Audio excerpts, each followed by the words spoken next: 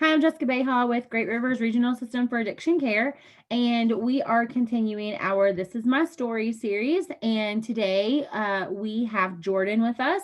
And so we are very thankful, Jordan, that you are taking time today to tell us your story. And so I'm going to go ahead and turn it over to you and allow you to do just that. Thank you, Jessica. I appreciate the opportunity. Um, so, like you said, my name is Jordan Dennison. I'm 28 years old. I'm originally from Huntington, West Virginia. Um, and I'm going to, tell you the beginning of my story. I'm going to start with my childhood. So, growing up, I had my mother. She was addicted to drugs. Majority of my life, and my father, he wasn't addicted to drugs, but he was in prison for selling drugs for the first 15 years of my life. So anyways, my mother, she was kind of in and out, she would, go to jail, go to the streets. So I was kind of all over the place. I would stay with grandparents, just switching schools all the time and that sort of thing. And honestly, I thought it was normal. I thought that my life was normal, but I could always tell, something was off, within me. I never quite felt like I fit in anywhere. I was kind of ashamed of, because I didn't have, a father present all the time, and I had friends that did. Um, and I believe just the change that I, witnessed all the time kind of gave me anxiety, at a very, very early age. I wasn't very outgoing, and I never really had a chance to make friends and that sort of thing because I was always, switching schools, bouncing around and stuff. So, anyways, I'm gonna move forward a little bit to about my teenage years. This is when I had got introduced to, different types of substances. Initially, alcohol was the first thing that I had tried. I believe I was about 13 years old, and crazy as it is to say, I knew from my first experience drinking that that's something that I loved. Like looking back now, I literally became addicted to it that time. So after that, it was pretty much any chance I got, I would drink. And like I said, I was just a teenager, age 13, 14, and I was already, drinking to the point of wanting to black out. Like that's what I drank for. Um, Around the same time, I had got introduced to, marijuana, and that's also something that I realized that I had loved. Um, and kind of like I was telling you all, earlier, my father, he was like my role model, my idol. He wasn't around much because he was in prison, but I still wanted to be just like him. Even though he, was a drug dealer, that was kind of like I said, he's my idol. So I wanted to do exactly what he did. So early on in my life, I think about 15, I began selling drugs as well. Primarily, marijuana, and that kind of progressed. So, like I said, I was fiddling around, I would smoke pot and drink, but I also began selling marijuana, and kind of in large quantities, at a young age.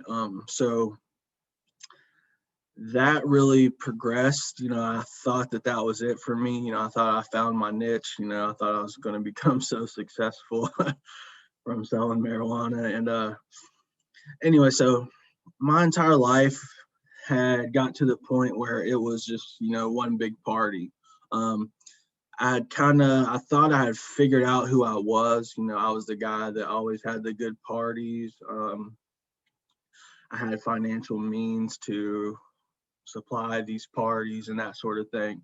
Um, it was about the age of 16 I got introduced to pills, and that was like a wow, like a game changer for me.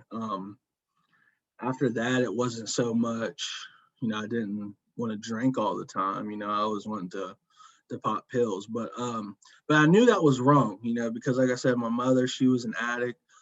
And to be honest, I was so angry with my mother. As much as I hate to say it, I hated drug addicts, and I vowed to never become one. But also around the same time, I had caught my first charge. I was 16 years old, and I got caught with some crack cocaine and marijuana, which I was selling. And once you get caught up in the system, once that becomes seems like it's frequent. It's always happening. So it wasn't long after, as soon as I turned 18, I had caught another charge. And by this time, I was 18 years old. I knew it all. You couldn't tell me nothing. And that party lifestyle that I was, attending to, it became a full-time job for me. But at this time, I still enjoyed it, and looking back, I clearly had a problem because I always had to be under the influence of something. That's the only time that I could socialize with people. It's the only time I felt outgoing. I was numb to those symptoms that I faced, early on. Like I said, I dealt with anxiety, anger, and depression. And when I was under the influence, I didn't feel any of these things.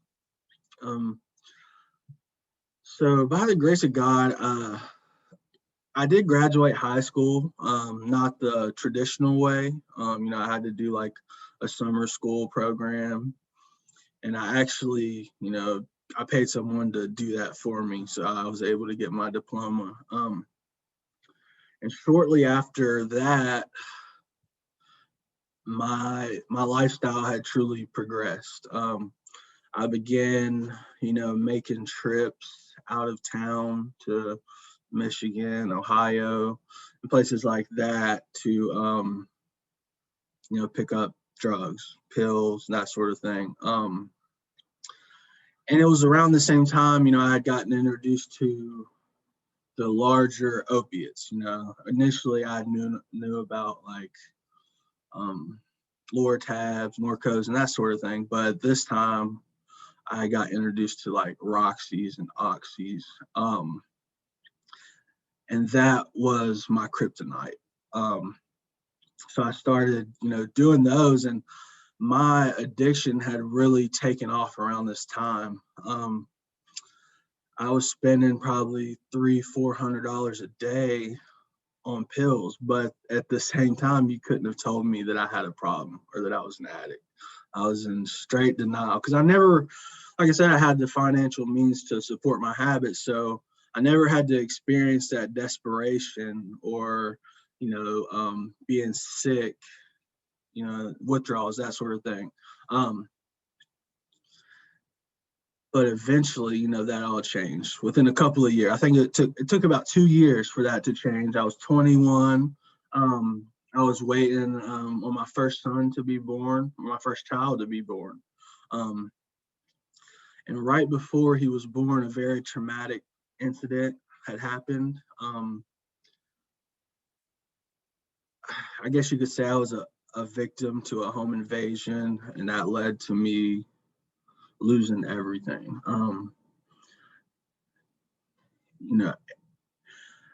It took a major toll on me mentally, and emotionally, because I thought I had it all together, but just like that, like you always hear, you can lose it all in the blink of an eye. And I did that, that happened. So once that happened, like I said, it was a very traumatic experience. So that led to me and my son's mother, splitting up. She moved back in with her parents. And this was just a couple of months before he was born. And I was just kind of staying anywhere I could.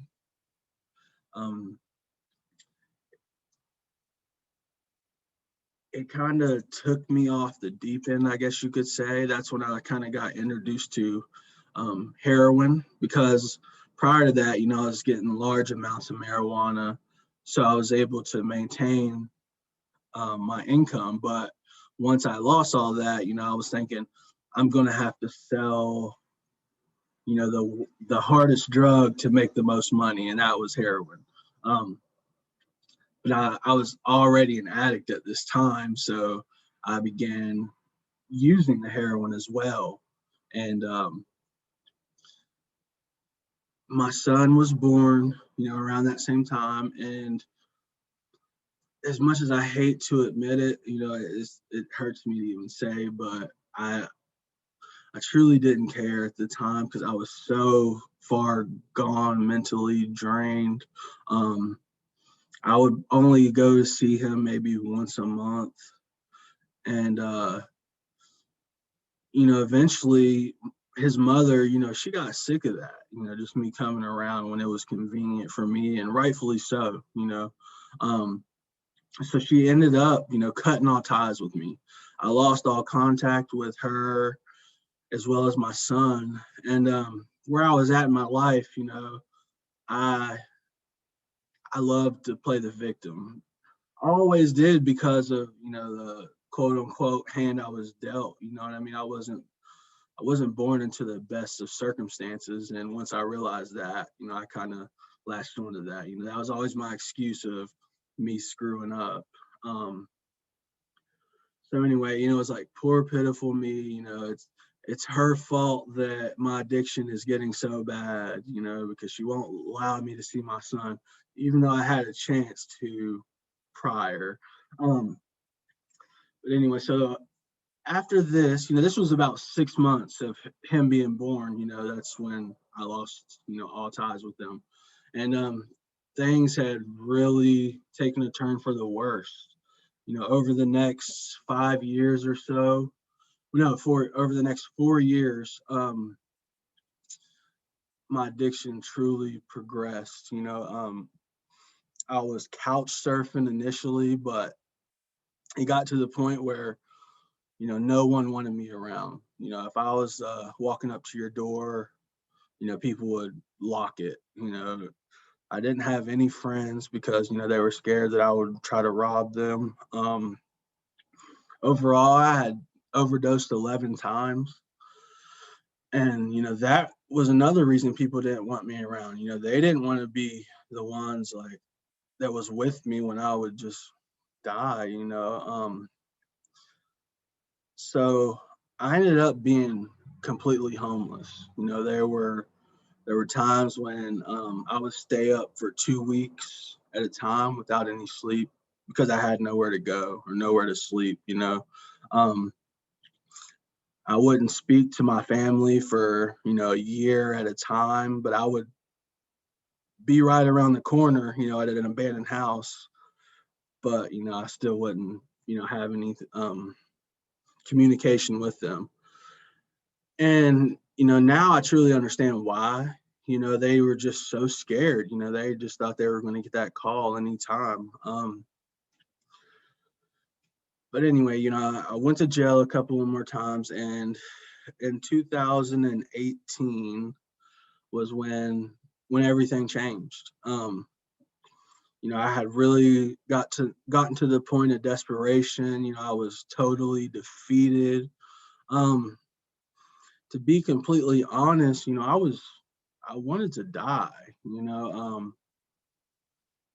I didn't have for lack of a better term, I didn't have the balls to kill myself, but I was hoping that every shot I took, would be my last one. And my friend had told me about, this hotline that he um, called Help for West Virginia. He called this number and they got him a bed in rehab, like within an hour, and they even picked him up and took him there. And that just kind of blew my mind. I'd heard about this, prior to that, but it was, it always stuck in my head. So I don't know what it was, but I decided, I was ready to give it a try. And to be completely honest, I made the call just because it was cold outside. I didn't have anywhere to go. So I was like, I'm going to go to rehab or something and just sleep it off. I'm going to get a little break, eat some food and that sort of thing.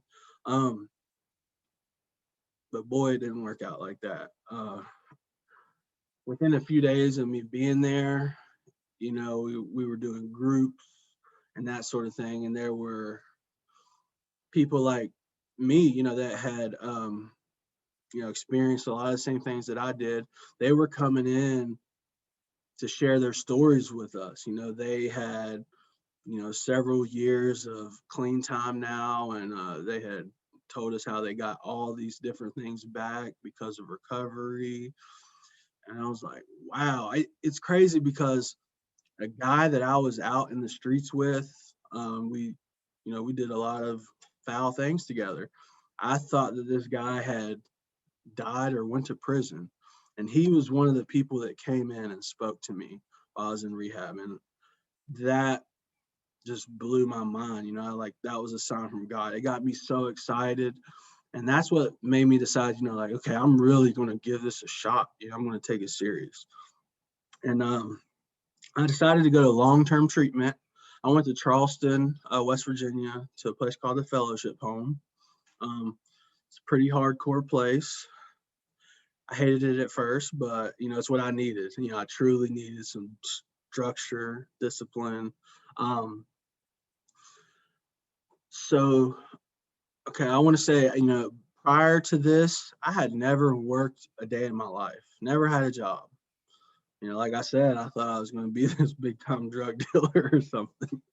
But anyway, so as soon as I got to the Fellowship Home, they want you to find a job, um, go to a meeting every single day, get you a sponsor, and work the steps. So the first thing I did, we had a meeting, the first day I was there. We had an AA meeting in house, and it was like the coolest thing ever.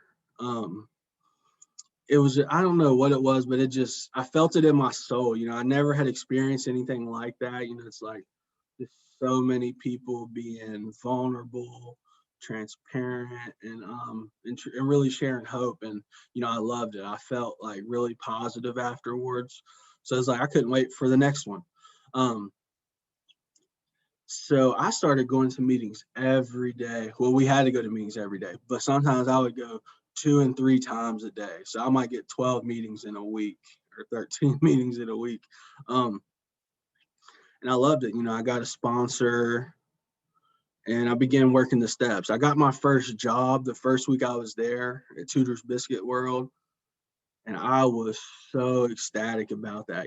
I truly was proud of myself for like the first time in my life. And now looking back, simply just doing what I was asked to do and doing the next right thing. And it's like I started getting things back in my life like that, like in no time. Like I said, I hadn't seen my son since he was 6 months old. It had been so long that I had accepted the fact that he would never know who I was.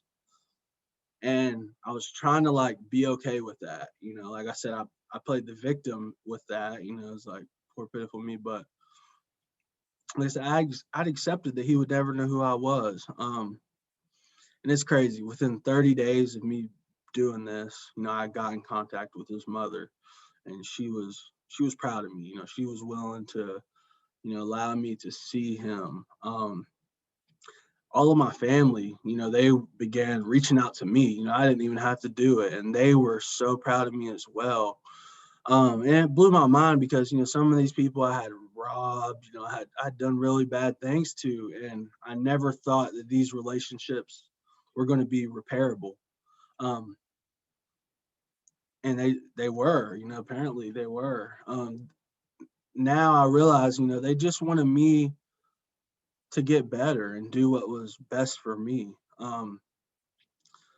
So receiving, all these blessings in this short amount of time, it lit a fire under me. Like I was in love with recovery. I hit the ground running. Any chance I would get to like get involved in different things, I would. I the fellowship that I worked 12 steps in, um, I became a general service representative for them. Um, I took part in service work because I realized that I really, I felt it in my heart that I wanted to help people. I know a lot of people in recovery are like that, and I really did, and I didn't think that that was really.